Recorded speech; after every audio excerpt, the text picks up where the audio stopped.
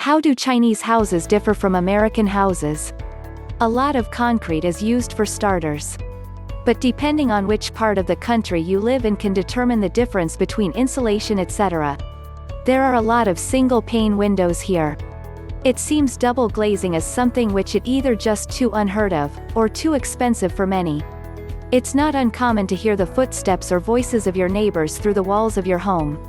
Particularly so if you live in a block of flats, that's his apartment building for the non-Brits, which everyone seems to just ignore and get on with their lives. I was lucky that I was able to purchase a terraced house at the end of 2018. The only downside to my home would be that the construction was poorly done and I have had to fork out extra money on the waterproofing of the exterior as well as interior walls. This is not a reflection on today's current building methods, as my home and the ones surrounding it were constructed in the early part of the 2010s and there were still many cowboy builders running amok and doing half-arse jobs with their work. My cellar basement often had leaks coming from the wall above and creating a rising damp problem. I do a lot of DIY and carpentry here, so it has given me a unique insight into the world of construction here in China, as I have often been invited to view different construction sites in and around the city I live in. It is nice to see that there are some fantastic new practices in place and improve the quality of homes being built today. The two main differences are that Chinese homes are made primarily from poured concrete, whereas American homes are usually made from a plastic wood composite material, typically fiberboard and plywood materials.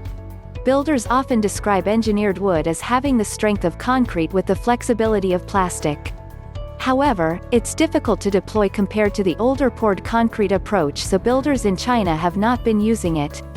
I would expect engineered wood to become dominant in the future as builders get a handle on the technology. Engineered wood uses formaldehyde and melamine, which most people are firmly opposed to, thanks to the milk scandal and the floorboard scandal of past years, but this I think will be temporary. Second, American kitchens more often use an open floor plan, whereas Chinese kitchens currently use a closed, separate room. This is a newer approach apparently not seen in ancient Chinese architecture.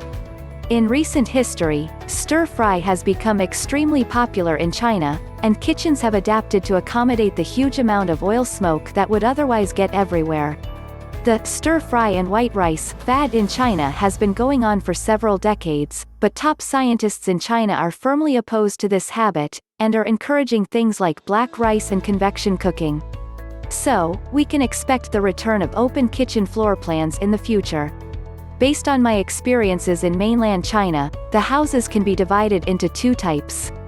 1. The high-risers in urban areas. These vary in terms of their size and height, but they will not be crushingly small unless you live in Hong Kong. Usually, they are well supplied and have a convenient location, allowing ease of access and a vibrant lifestyle. 2. The shorter ones in suburbs and rural areas. These vary in terms of their height, but are usually large enough to accommodate larger families. For the ones in the suburbs, they are well developed but with a lower population density. People live quiet lives. For the ones in the rural areas, some are well developed, while others are older. These are usually connected to farms. As for the American houses, they are either apartments in not-so-tall buildings in the city, or actual modestly sized houses in the suburbs or rural lands. The major difference is in their design. Chinese houses tend to follow a more industrial design, with most of the modern ones having a blocky appearance and are built with concrete. They are usually a few stories tall, but with a thinner base. American ones follow the more picturesque house design, where the roofs are most likely angled ones, giving them a pretty cliché appearance.